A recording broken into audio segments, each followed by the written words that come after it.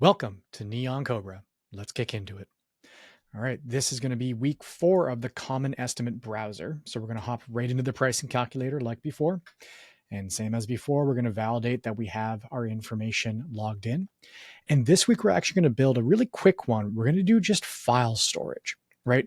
A lot of organizations will have just maybe archival, or they just need shared drives and they need to be able to do it, across various workloads or across various sites. So what we're going to do is actually we're going to leverage some of the platform services to build a very rudimentary file storage plan. And can be a great way to archive things off-site, or really just to kind of move maybe that last piece of hardware out. So the first thing we're going to do, just to kind of keep it plain and simple, we're going to do a virtual machine. Now, this virtual machine is not going to be used to host the files.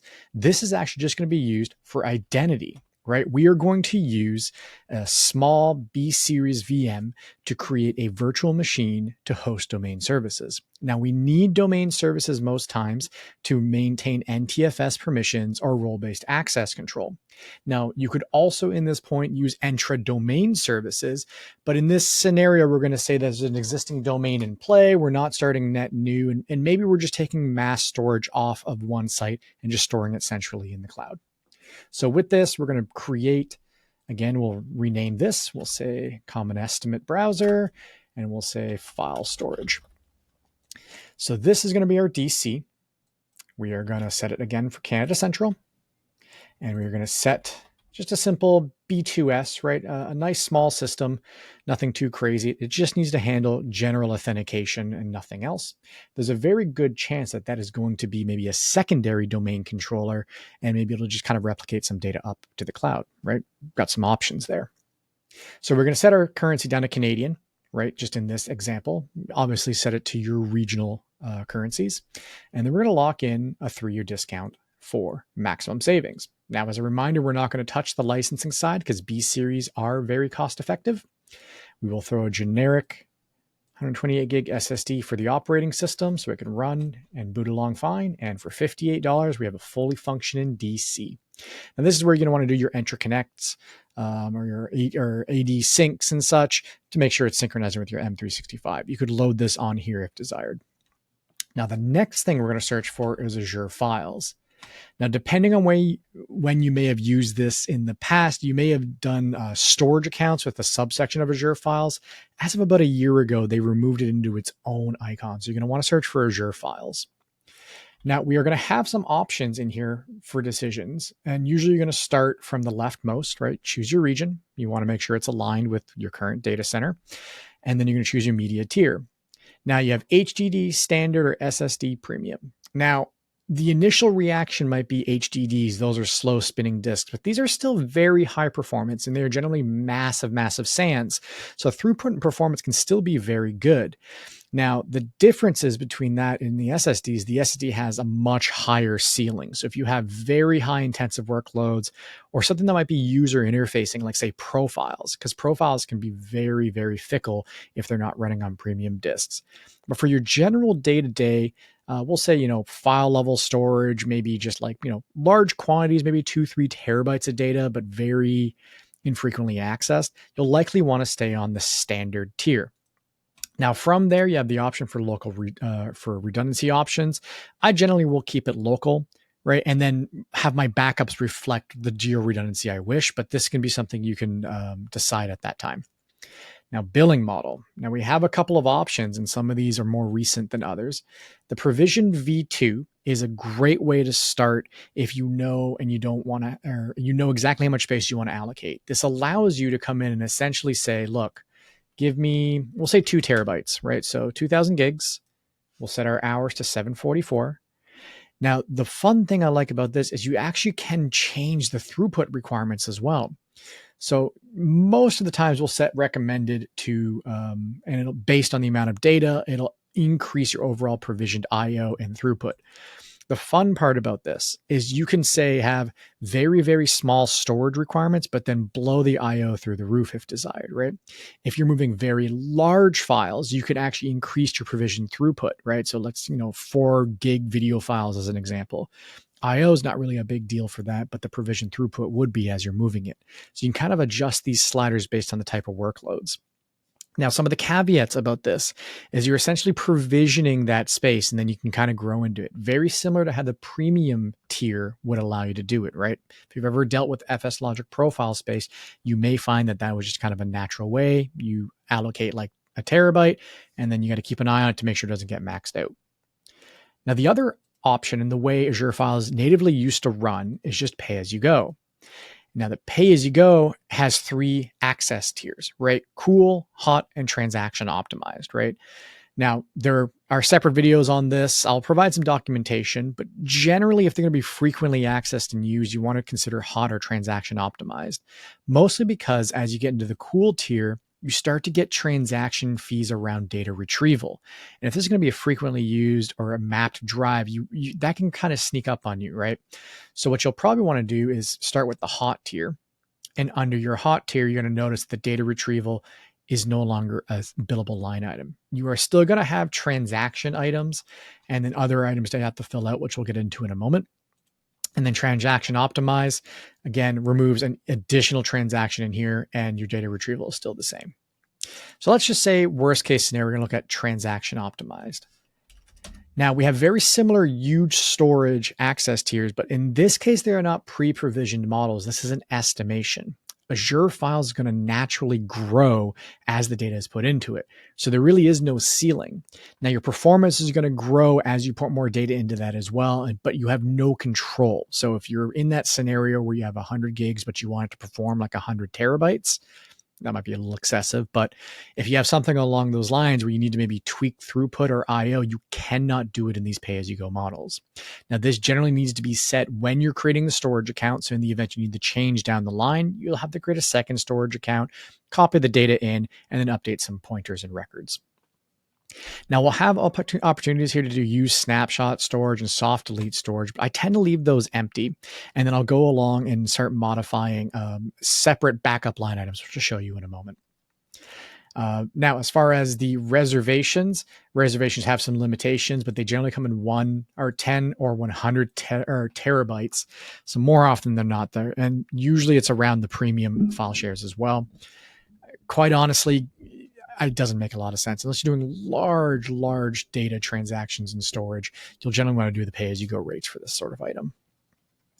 Now, for just pricing exercises, I'd like to pad these numbers out a little bit. Now, if you'll notice under each, it says write transactions times 10,000, right? So we're doing 1 million write transactions for $2.07, right? So this is probably likely more than you'll do anyways, unless you're running heavy databasing or heavily access. But this gives you a little bit of an idea of like how minimal the charges are. Still something to keep an eye on. Now, if you move to premium tier, these transaction charges are no longer there, but the cost for running that is almost 2 times, right? I think it's like a 1.8 time multiplier roughly. So if it's $100, it'd be $180 in business premium or in the premium tier. Now we have the ability to do sync servers. Now you can do your first Azure File Sync server to on-prem. So there's a concept of cloud caching, really good topic for another video. You're allowed to do one for free. If you have other sites you want to sync up to this, you can just calculate the additional server costs is going in. So this is 2 terabytes of transaction optimized for $186. Now, if this was an archive tier, you could put that down to cool and be much cheaper. Now, the other items we have to include for this, right? First thing we need to do, there needs to be a VPN gateway of some sort, right? Azure Files will transmit over SMB 445, but it is a very commonly blocked port. So if you don't have control over the ports that are opened up at your ISP level, or even if you do, you may be able to get your head office plugged into it directly. But then if you go to your, say, end user sites or they bring a laptop home, it could just fail. So you're going to want to wrap a VPN around it. Now, given that the changes are coming and with the retirements of basic IPs and such, just for clarity and longevity of this video, we're going to recommend a Gateway AZ1 because that is kind of the baseline. And that's provides a lot of redundancy and resiliency, but it is very expensive. So this is where you're going to want to entertain using maybe your own VMX, right? Like a Sophos, Fortinet, pick your poison. You deploy them on an F2. They're pretty cheap, about $50 a month, but then you got to bring your own licensing and figure that out. I also have partners that'll occasionally do pfSense firewalls, open source, nothing wrong with that. But from a management standpoint, it may not be very conducive to an MSP-based environment. But staying within the Microsoft ecosystem, we're going to do VPN gateways. We're going to choose the AZ1 and 744 again being the magic number, 31-day month for maximum planning. We don't have to touch the site-to-site tunnels unless you have a lot of sites, right? Your first 10 are included. Point to sites again, 128. So again, unless you have heavy requirements, these are items you want to address, but this is likely not the build for that. Now we will include VPN gateway data transfer. We'll throw 250 gigs a month, which is a fairly substantial amount, right? That's almost 12, 13% for the total data load every month coming out of the environment. But again, better safe than sorry. A little bit of extra padding never hurt when you're trying to price effectively with the client. Now, the other thing I like to add is an IP address, right? Oops, go back to Canada Central. There we go.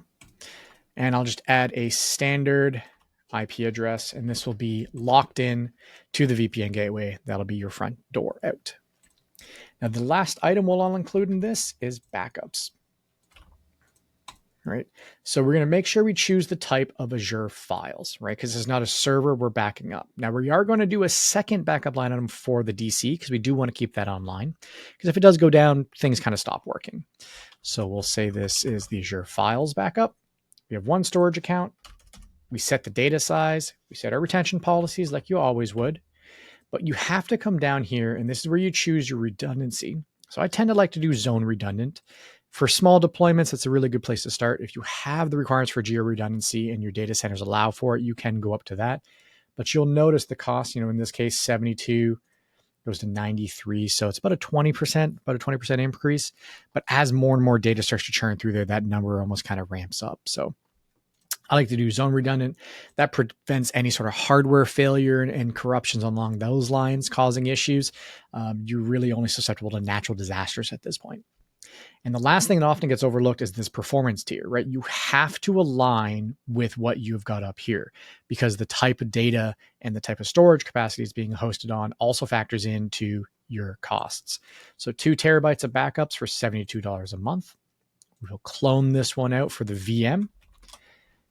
We will change it back to VM, 128 gigs, because that's the OS drive. Similar backup policy, similar zone redundant, down for 22. So all that being said, what we are looking at right now is an Azure Files build, right? There are many ways to go about this. I've seen organizations use intra-domain services. I've seen organizations use SMB over Quick instead, which is a different approach to this. And I'll likely do another CEB around that, only because it functions slightly differently. Now, if you're comparing this to, say, like general blob storage, you're going to say, wow, this is very expensive. But we have to understand with blob storage is it's object-based, right? You're not going to get that a mapped drive like you're used to seeing, like your staff are used to seeing. A lot of times when this comes into play, it's, they have legacy applications or they can't put it into SharePoint or they just have too much data in SharePoint. Maybe they just need to map a drive, right? This is kind of the way to go about that. There's nothing crazy about it. For all intents and purposes, your Azure Files is just a Windows server running file services, right? You don't have to look at the underlying architecture, so it's a nice little add. You could save some money by maybe bringing in a different alternative to the VPN gateway. Like I said, the different types of firewalls. You may be able to use a basic VPN gateway. The reason why I haven't quoted that out is at this time, it's kind of in flux, right? We've got basic IP addresses being retired, and those are the ones that generally are deployed with basics. So I'm thinking in the next month or two, there's going to be an update to this as we're expecting a migration path from Microsoft. So just to be safe, at this time, I've got just a generic VPN gateway, AZ, to align with the upcoming changes. So again, it's not cheap. And quite honestly, on-premise data storage is always going to be cheaper, right? You can buy an on-premise NAS and a bunch of drives and even just have your generic firewall for a site-to-site VPN for a fraction of the cost. Your advantages on this one is decoupling from the hardware requirements, being centrally available. This gives you the ability to then start plugging in additional services, whether you want to do storage account monitoring through Defender for Cloud, whether you want to maybe start piping some of this data into Azure AI services, or if you just want to shut your office down, right? This is probably one of the more reliable ways to go about this, centralizing all your data into Azure. So Ran through a lot of different items in here. Like every one of these CEBs, I'm going to put the link to this calculator. So I'm going to make sure I save this. I will put this in the description of the YouTube video if you wish to get to it. If you have any questions or modifications to this, just let me know. And with that, we'll catch you next time.